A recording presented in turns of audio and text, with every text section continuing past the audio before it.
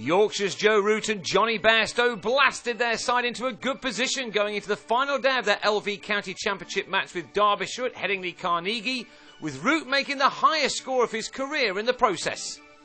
He began the penultimate day of this run fest on 75 with his side easing to 164 for 1 in reply to Derbyshire's 475. That left Yorkshire 311 runs behind, but they were soon scoring runs, with Phil Jake starting the day very well with a couple of boundaries. This match has been a good one for certain batsmen. Chesley Hughes had turned a lot of heads with the awesome power of his undefeated 270 in Derbyshire's innings, and now it was Root who was making the locals purr with yet more quality shots. Within an hour, he'd advanced his personal tally to 100 again. Having scored 49 and 182 in his first two innings of the summer, he is a man in astonishing form. His ton here had occupied 154 balls, and that was his 12th four. He's seemingly unstoppable right now. His partnership with Jakes had carried the total to 218, but for the second match in a row, Root ran out his partner after a mid-pitch mix-up. Wayne Madsen supplied the throw, which saw Jakes out for 39. The worrying news for Derbyshire was that Root has a habit of going on after getting to 100. This may only have been his 600, but in four of the others he'd passed 150, and the signs were there that he hadn't finished yet, especially as the visitors were unable to call on the services of the injured Tony Palladino. The way he's batting right now, it perhaps doesn't matter who bowls at Root. He dominated a third-wicket partnership of 28 with Andrew Gale, who was out for 5, mistiming his hit over the top off David Wainwright and finding Tim Groenewald instead. That brought Root and Bairstow together in what was an electrifying partnership, which started to turn the tables on Derbyshire. Filled with confidence from their brilliant run chase at Durham last weekend, Yorkshire are looking a good side right now, especially with the bat.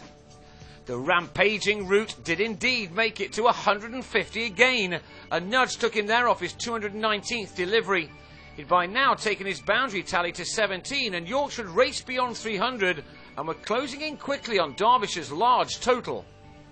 Bairstow has made an indifferent starter this summer, but here he was at his very best, as this shot for 6 off his former teammate Wainwright emphasised. Madsen delayed taking the second new ball, but when he did, it didn't make any difference as the runs continued to flow. The future of England does look in very safe hands, with Bairstow now really beginning to enjoy his afternoon. As was Root, who by now had the second double hundred of his short career in his sights. He made 222 in a rain-affected Second Division Championship match last season, and there appeared to be every chance that he would surpass that here as he continued to play with freedom.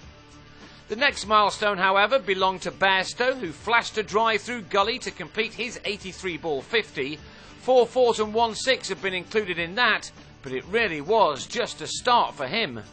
At times in the afternoon, the play on offer more resembled one-day fare. By now the boundaries were coming thick and fast as Yorkshire looked to press on before tea. With so many runs conceded on the first day and a half, they knew that they had to go for their shots if there was any way of them getting far enough ahead in time to put some pressure back on a Derbyshire side who have lost a couple of matches this summer when the odd session or two has gone horribly against them. To that end, Bairstow was batting perfectly, sometimes striking 4s at will.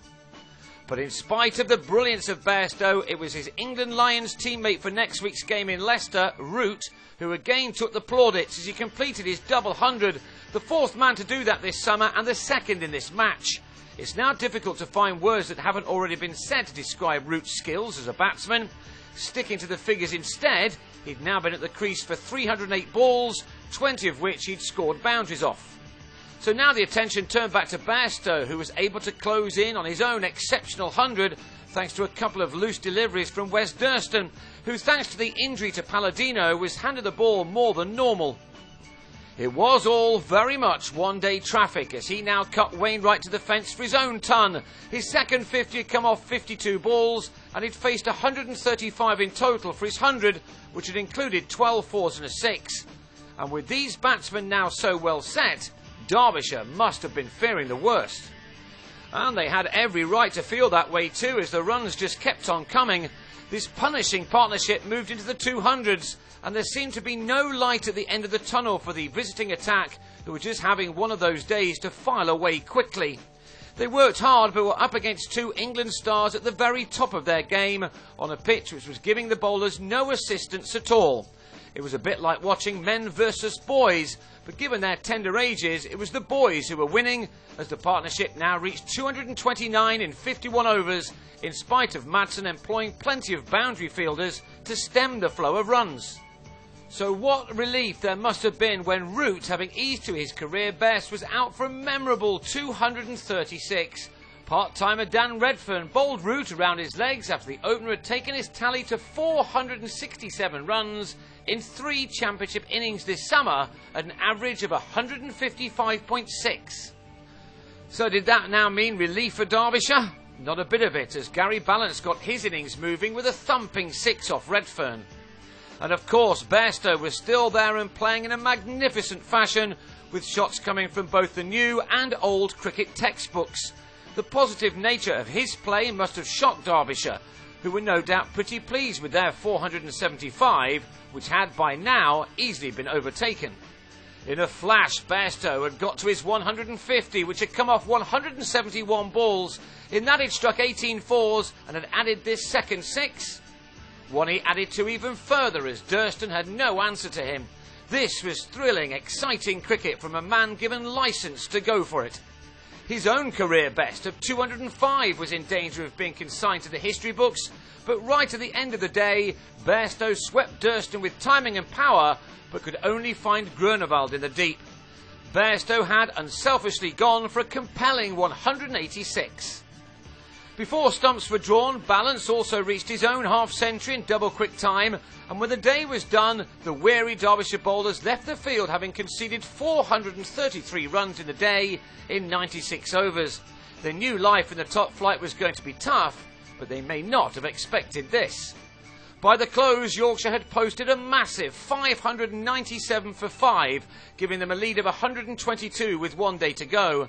They may want to throw the bat for a few more yet before they see whether a downtrodden Derbyshire have the stomach for the fight on the last afternoon. At least they will know that the pitch is still a good one.